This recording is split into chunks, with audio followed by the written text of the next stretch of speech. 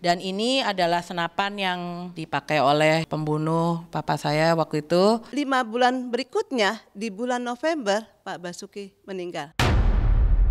Dibunuh oleh tukang kebunnya sendiri. Ya, meninggal, bener meninggal gitu. Jadi Pak Basuki, kenapa ya kok saya melukis Jelora Kidul meninggal gitu. Di depan pintu itu sempat berlutut dulu. Ya saya nggak tahu bagaimana ya, kan katanya ada ritual khusus.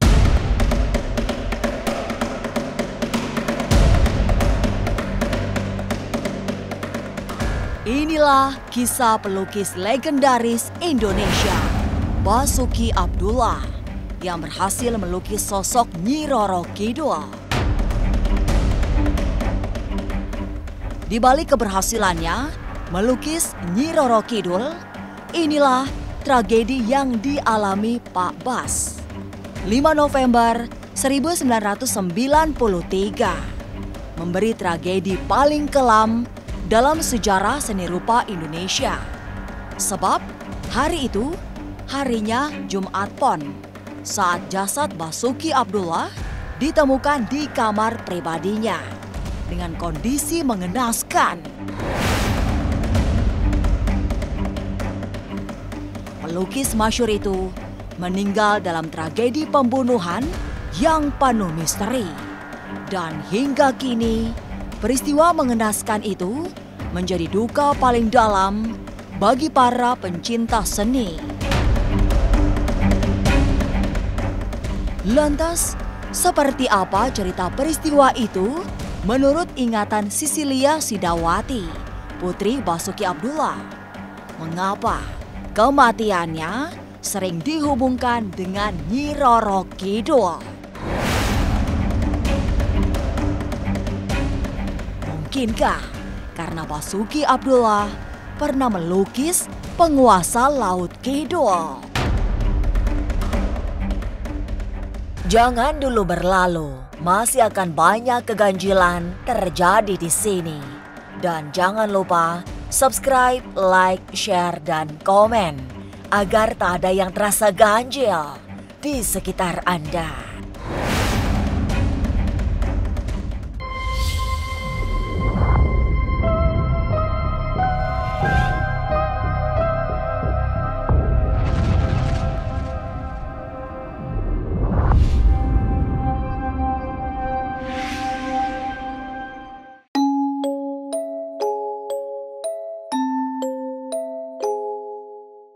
Ingatan itu menjadi ingatan kelam bagi Sisilia Sidawati, putri Basuki Abdullah. Usianya sudah menginjak 20 tahun saat mendengar kabar duka kepergian sang ayah dalam peristiwa pembunuhan. Sebagai putri yang sangat dekat dengan ayahnya, cerita meninggalnya laki-laki yang disayanginya itu hanya bisa diperoleh lewat kronologi yang membuat hatinya teriris.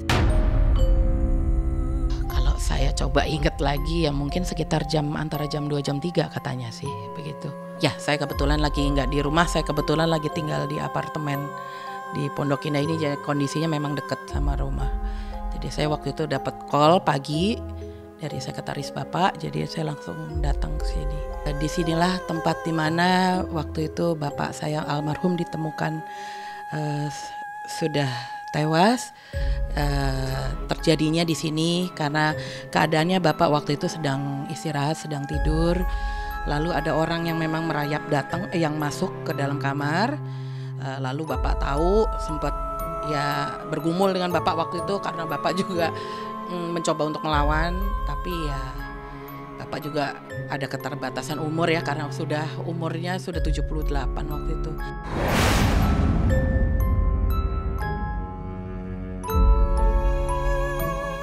Tanpa mengetahui penyebab pastinya, keluarga dan publik berusaha mempercayai bahwa motif pembunuhan itu karena pencurian.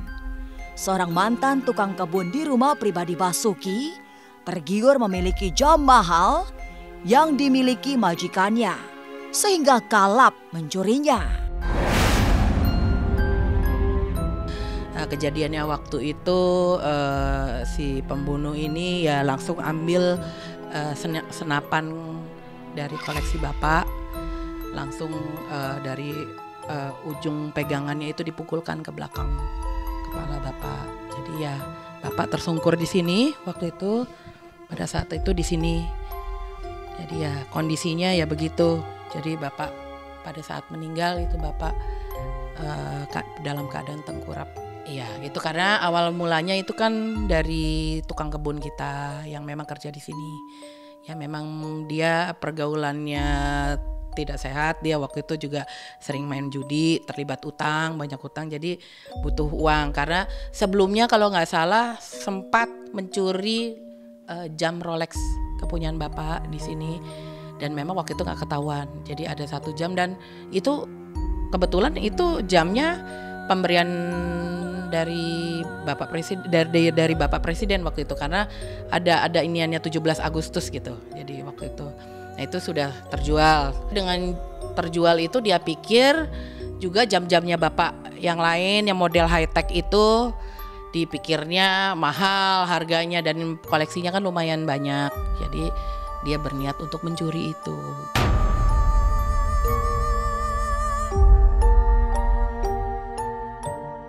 Kini setelah 29 tahun, jejak kepergian sang maestro, jejak kebesarannya, terekam abadi di kediamannya yang sudah dihibahkan menjadi museum. Di kamar pribadi Basuki juga masih tersimpan beberapa benda penting peninggalannya, mulai dari tempat tidur, kacamata, hingga senapan yang dipakai pencuri untuk memukul kepala Pak Bas. Dan ini adalah senapan yang dipakai oleh pembunuh papa saya waktu itu untuk memukul kepala belakang bapak saya. Dan ini adalah piyama yang pada saat itu dipakai oleh almarhum. Ini juga contoh dari pembuktian, barang pembuktian pada saat bapak waktu itu terbunuh, karena waktu bapak terbangun, bapak langsung memakai kacamata.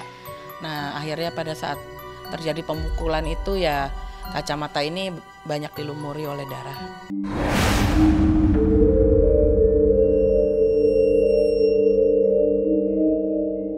Kematian maestro seni rupa sekelas Basuki Abdullah dalam drama pembunuhan adalah tragedi yang penuh misteri.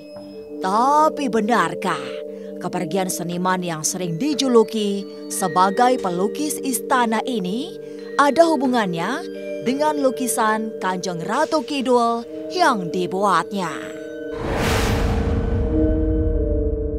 Jangan kemana-mana, tetap subscribe, like, share, dan komen agar tak ada yang terasa ganjil di sekitar Anda.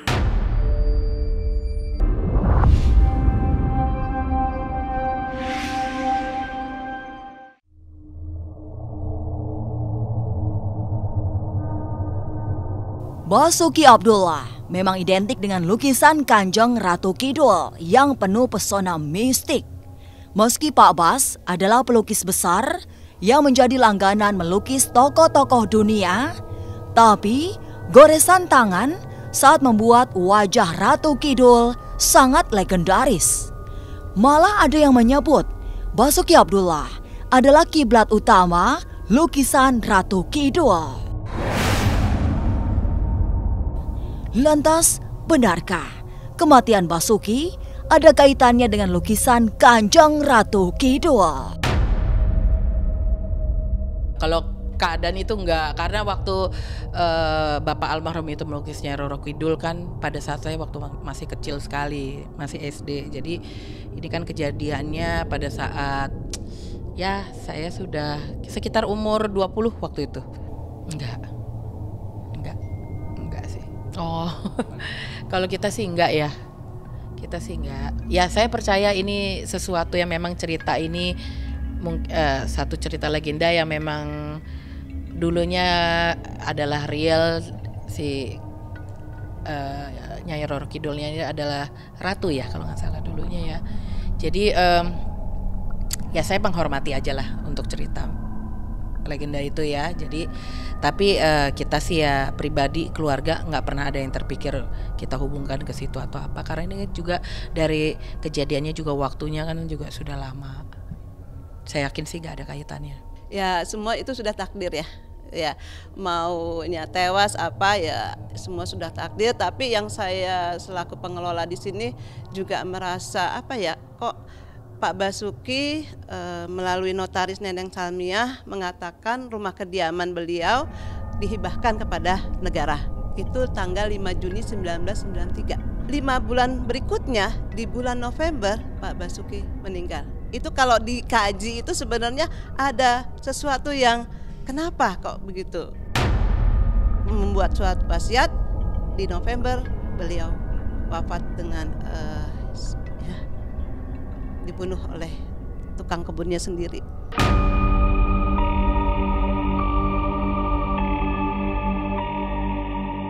Tapi memang pesona Ratu Kidul sudah memikat batin Basuki Abdullah sejak lama. Ia juga akrab dengan mistik Kanjeng Ratu Kidul sejak sering bertetirah di pantai Parangtritis, Yogyakarta. Pesona penguasa Laut Selatan itu semakin besar setelah Basuki dikenal sebagai pelukis ternama. Kemudian muncul keinginan untuk melukisnya, meski semula lewat seorang model. Hanya saja, disinilah misteri terjadi, karena model lukisan Nyai Roro Kidul mendadak sakit, kemudian meninggal. Jadi kalau image-nya Nyi Roro Kidul, lukisan Nyi Roro Kidul, pastinya image-nya langsung ke sosok Basuki Abdullah. Memang sejak usia belasan ya Pak Basuki itu senang ke Parangtritis di Jogja. Beliau bersemedi gitu ya. Terus dia katanya sering bertemu dengan sosok Nyi Roro Kidul. Jadinya sosok Nyi Roro Kidul adalah penghuni pantai Laut Selatan. Dia itu berkeinginan keras untuk melukis sosok Nyi Roro Kidul. Akhirnya dia izin kepada salah satu istri dokter namanya Ibu Arahap untuk melukis Nyi Roro Kidul, tapi melalui wajah Ibu Arahap. Setelah lukisan itu dibuat, Ibu Arahap sakit kanker gitu ya. Nah 3 kali model, Pak Basuki pikir itu hal yang biasa gitu ya. Tapi ketika 3 kali dilukis tentang Nyi Roro Kidul, sama kasusnya seperti itu juga. Ya itulah antara sebuah yang istilahnya mistis ya, antara sosok Nyi Roro Kidul dengan Basuki Abdullah memang dekat gitu ya. Ya meninggal, bener meninggal gitu. Jadi Pak Basuki kenapa ya kok saya melukis Nyi Roro Kidul meninggal gitu.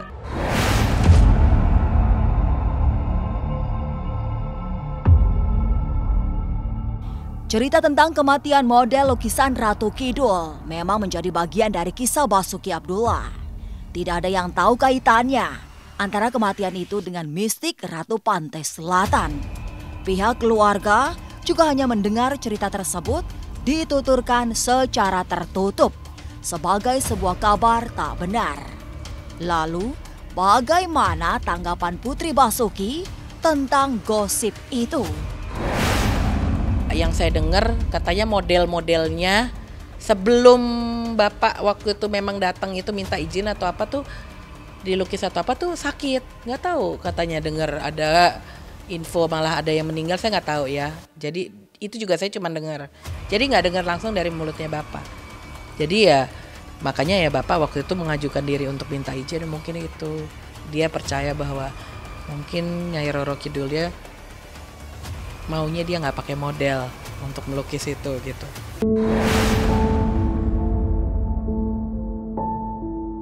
Kisah lukisan Ratu Kidul yang dibuat Basuki Abdullah seolah berbalut misteri. Banyak cerita tutur yang ikut melatarinya. Tapi seperti apa sesungguhnya proses pembuatan lukisan legendaris itu?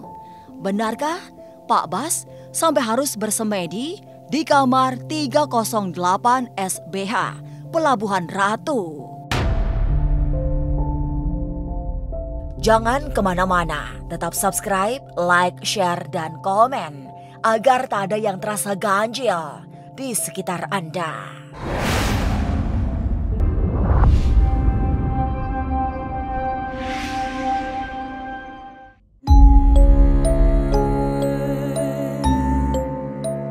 Proses penciptaan lukisan Kanjeng Ratu Kidul yang sangat identik dengan Basuki Abdullah rupanya tidak luput dari cerita mistik.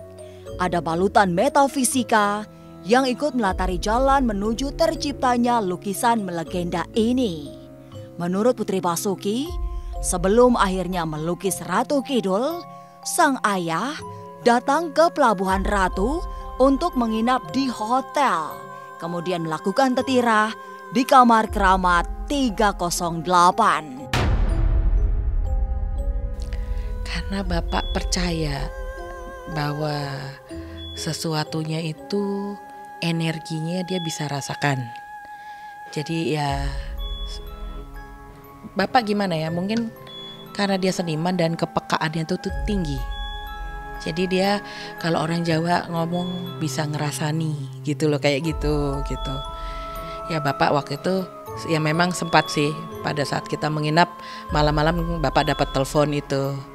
Itulah cerita bisnisnya ada, memang dapat telepon terus ternyata ada suara perempuan ketawa gitu. Jadi ya Bapak memang di situ dia yakin memang dia di situ hadir memang mau minta izin kepada Nyai Roro Kidul untuk melukis. Dan sepertinya Bapak mendapat sambutan baik gitu loh. Yang dipercayakan nama Bapak tuh itu waktu itu.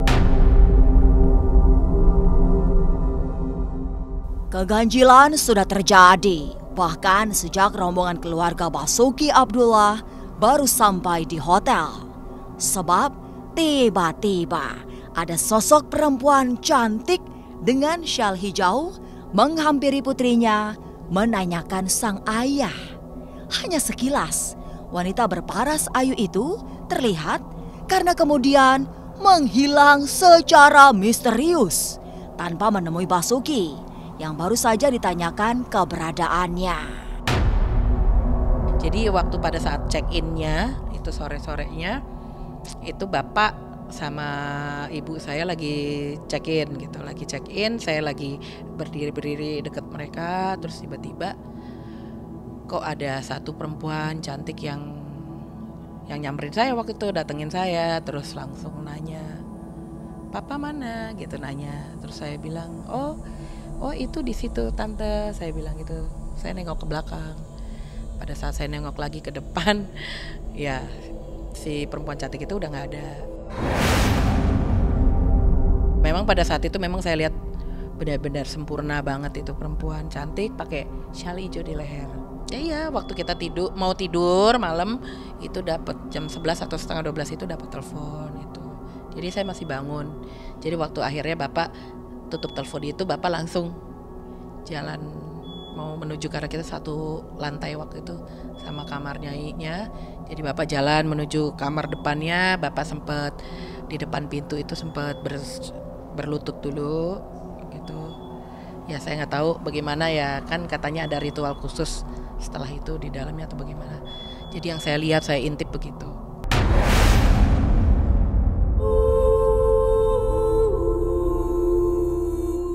Keganjilan berikutnya terjadi setelah Basuki Abdullah merampungkan lukisan Ratu Kidul di studionya di Jakarta. Karena ternyata lukisan itu sangat mirip dengan wanita yang menemui putrinya saat baru sampai di Hotel Pelabuhan Ratu. Seperti sudah mengetahui apa yang terjadi, Pak Bas tidak kaget saat putri kesayangannya menceritakan tentang sosok wanita ayu dalam lukisan itu sangat mirip dengan yang menemuinya di hotel. Ya saya kaget banget karena lukisan tersebut itu dari segi wajah apa itu adalah perempuan cantik yang waktu saya lihat.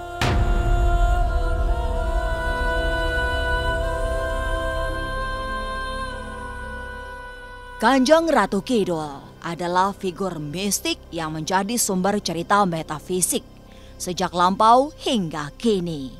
Juga yang tergores wajahnya dalam kanvas Basuki Abdullah. Hanya mereka yang memiliki kewaskitaan bisa melacak jejak kebenaran cerita misteri di balik proses pembuatan lukisan tersebut. Selebihnya, biarkan semua tetap menjadi misteri. Sampai jumpa pada episode selanjutnya dengan kisah-kisah ganjil setiap hari Senin, Kamis, dan Jumat pukul 5 sore. Tapi sebelumnya, jangan lupa subscribe, like, share, dan komen agar tak ada yang terasa ganjil di sekitar Anda.